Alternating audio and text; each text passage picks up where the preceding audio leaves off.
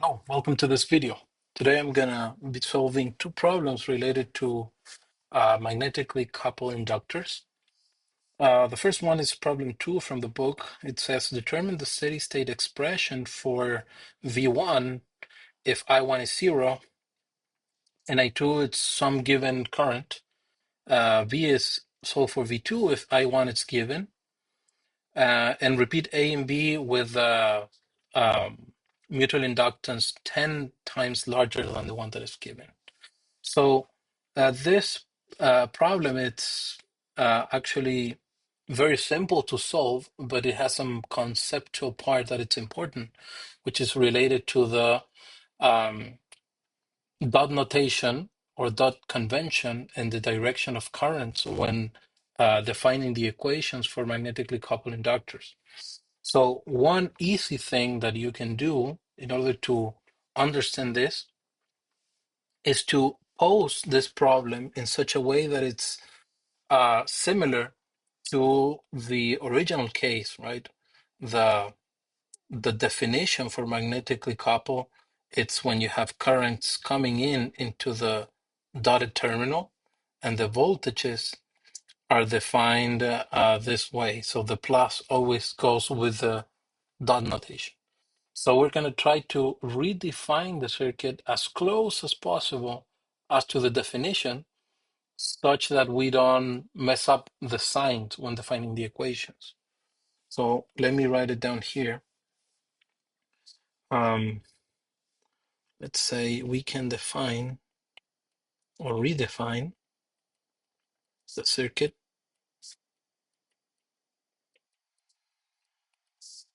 as this.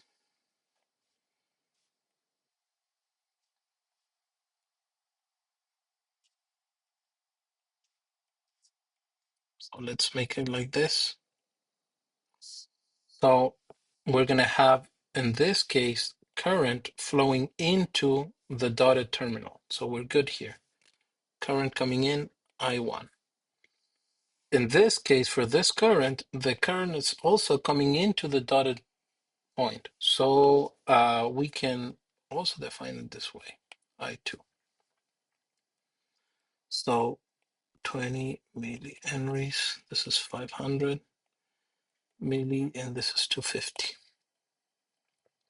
So V2 and V1, you know that the plus is in the opposite side of the, and it's not matching the dotted terminal. So what we can do here, it's simply say this is the plus, this is the minus. In the variable, it's minus V1. Easy. So in this case, same thing, right? It's the opposite. So we're going to have plus, minus, and minus V2. You can do the same exercise with currents. If the current is actually going the opposite way, then we're simply going to put it this way, and the variable is going to be minus I2. That way, we're not going to be messing up with the signs. So if that's the case, we can rewrite the equations. Actually, let's put this here.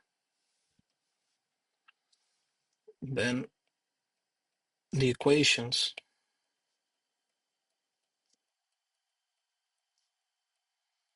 are, so the only difference with the convention would be that the voltages in this case are defined as minus.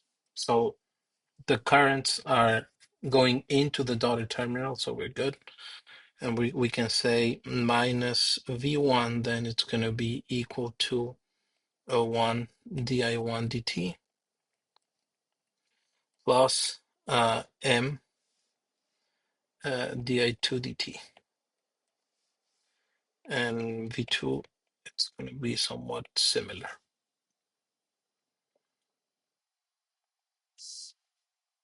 Somewhat similar.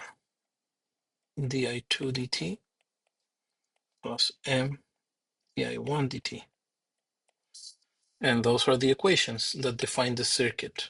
So now that we have defined these equations, and again, my recommendation is always that you're encountering problem like this, try to put it in a way that it's similar to the convention, and you can change the signs such that you're going to respect the equations properly.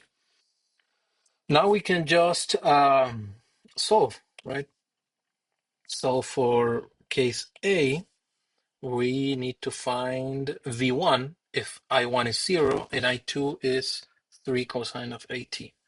So V1, then it's going to be, of course, this is T. It's going to be 1 di1 dt. This one is 0 plus m d dt of 3 cosine of 80t. So this guy is 0. And we can calculate then m is simply, so let's not forget about this minus sign. Actually, this minus sign is going to come this way, and it's going to come this way. So equals to minus 20 millihenries times the derivative of the cosine, right? 3 times cosine of 80t. So the derivative, it's going to give us, let me put the solution here. 4.8 times sine of 80t, and this is in volts, right? Taking the derivative of cosine is going to give you a minus sign. With this minus sign, it's going to cancel out. And the 80 times 3 times 2, it's going to give times 20 milli, it's going to give you 4.8 volts. So that's part A. Part B, it's simply V2, which in this case is minus L2 di2 dt minus m d dt. What is I1 is cosine of 30t minus 15 degrees. So we're gonna have this element here, 4 cosine is 30 cosine 30t minus 15 degrees. So we know that I2 is 0. It's an open circuit, the secondary part. So we're going to have minus 20 millihenries times the derivative of 4 cosine of 30t minus 15 degrees. And that it's going to give you, should be 2.4 sine of 30t minus 15 degrees volts. Okay. Easy enough. It's just the direct application of the equations. This is the important part. How do you define the equations for the simple circuit? And finally, part 3 is repeat A and B if M it's 10 times larger. So what do we expect? Everything is multiplied by M. M is going to appear here. So the results are going to be multiplied by 10, essentially, right? So if we follow that logic, then that means that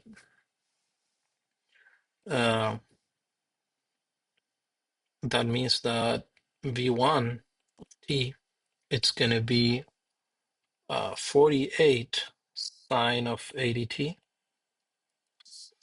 and V2, it's going to be 24 sine of 30t minus 15 degrees. So no big deal with this result. What it's saying is that now we have a larger coupling between the two inductors. So we have a larger coupling. What does it mean? It means that the voltage in open circuit, in this case, it's 10 times larger. So there's a big correlation between voltage on the primary and secondary and a larger um, larger uh, coupling or mutual inductance. Okay, that's this problem, easy enough, I think.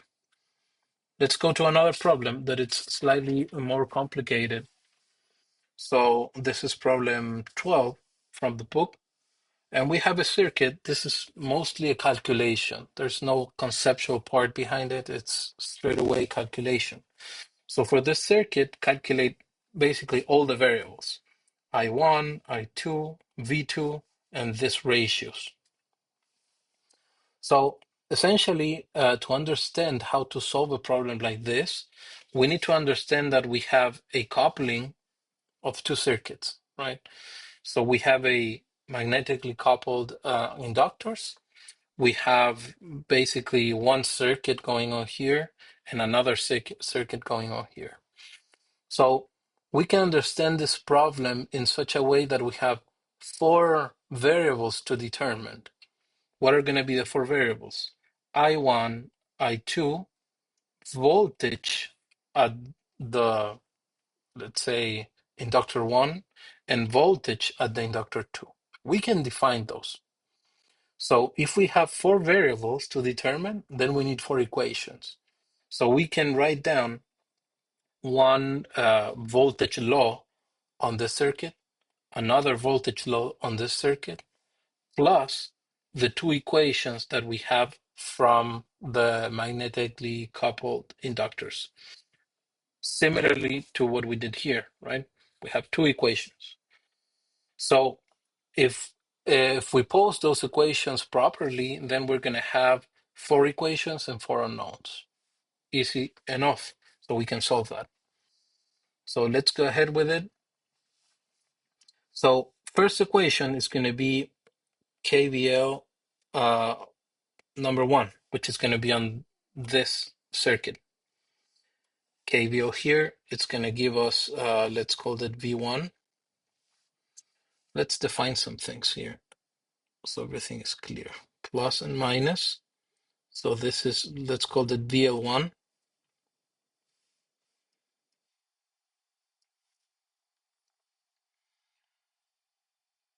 Actually, let's put it here. Plus and minus, plus and minus.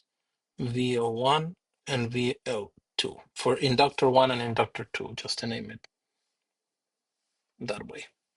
So KVL1, it's simply V1 minus, sorry, I'm using blue, minus 4.7 K times I1 minus VL1 equals 0.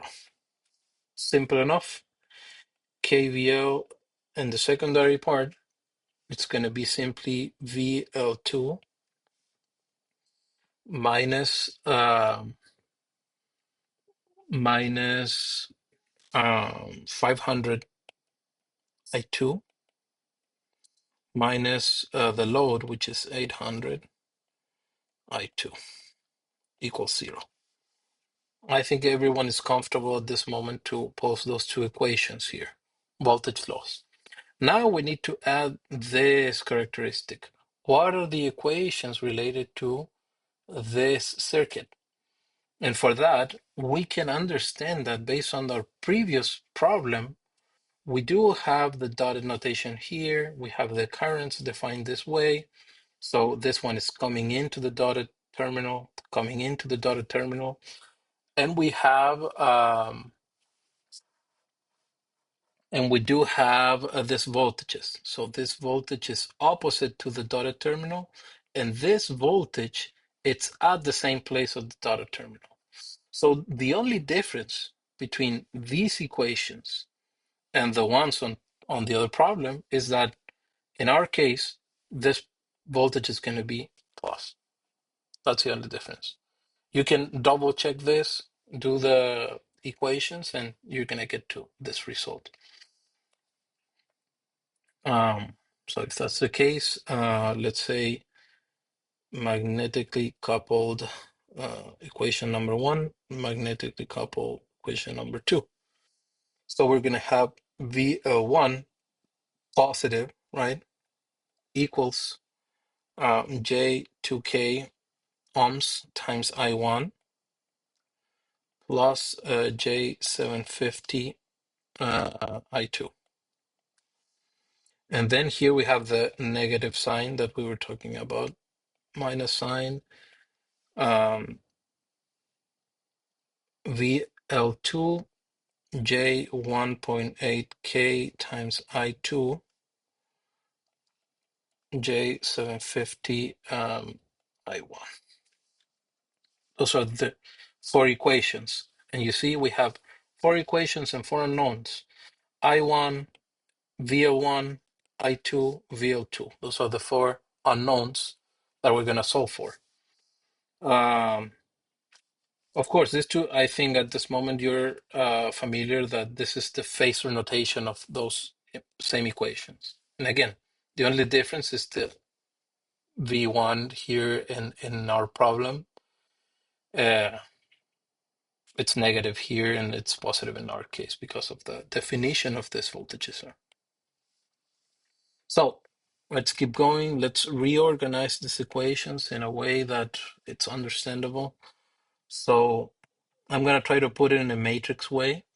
I'm assuming you're familiar to how to solve this type of equations. Equals V1. V1 is given, by the way, it's 40 angle 0. So actually, let's put it here, 40 angle 0. Here we have minus 1.3K times I2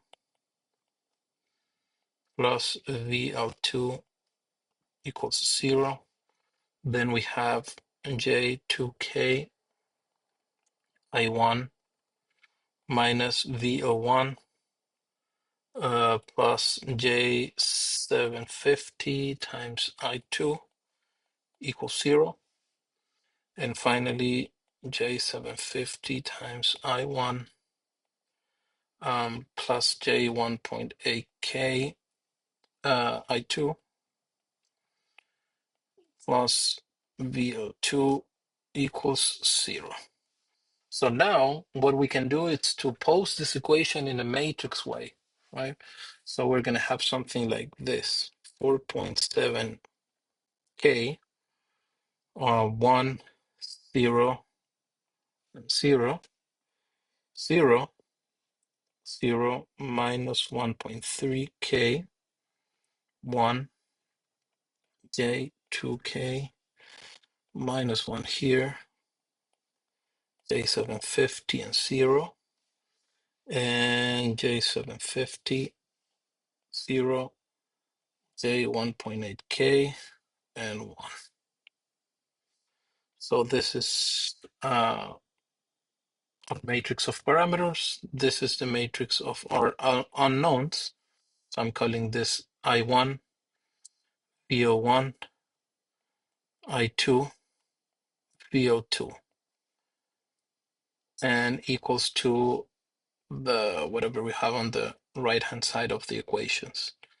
40 angle 0, 0, 0, and 0. So we have some sort of matrix equation. In this case, it's a complex equation, but it can be solved anyway. B, and this is our X. So in matrix notation, this is going to be X equals A inverse times B. So you have to make sure that your calculator is able to do this. I think most calculators nowadays are big enough to do this. So check it out. So we're going to have I1, VL1, I2, and VL2 phasors. So the solution is going to be complex numbers, either on polar form or rectangular form. In this case, since there are voltage and currents, I'm going to put them in polar form. So the solution should be 77 angle minus 20.31 degrees VO1 is 13.93. Angle 64.96. Of course, this is amps. This is volts. This next one, 0026. 164.47 amps. And finally, 3.40 angle minus 164.47 degrees. You can solve this using MATLAB or any other Wolfram Alpha would work too, would give you the exact results, so you can double check. So we have pretty much everything to calculate. We have I1, we have I2, we only need V2. V2 is easy, right? V2 is simply this current times this impedance. So we can go ahead and calculate it based on our results. So V2, it's simply going to be 800 times I2, which it's going to give us 2.08 angle minus 164.47. Okay, this is volts. And finally, we can calculate, we already have these two things, right? We do have I1, we have that one, I1 and I2, and we have V1 and V2, so we can calculate the ratios that the problem is asking for. So ratio V2 over V1 equals some calculation, right? I'm going to give you the result. Since we have everything, it's just put that on the calculator, and you're going to have this angle minus 164.47. This is 8-dimensional, doesn't have any dimension because it's voltage over voltage. And I2 over I1, it's going to be 0.337 angle minus 144.16 degrees, 8-dimensional too. So that's pretty much about it. The main thing about this problem is how to post a set of equations that will allow you to solve this problem. So always think on a linear system like this, how many variables you want to find and how many equations you can post to solve the square system of equations. Thank you.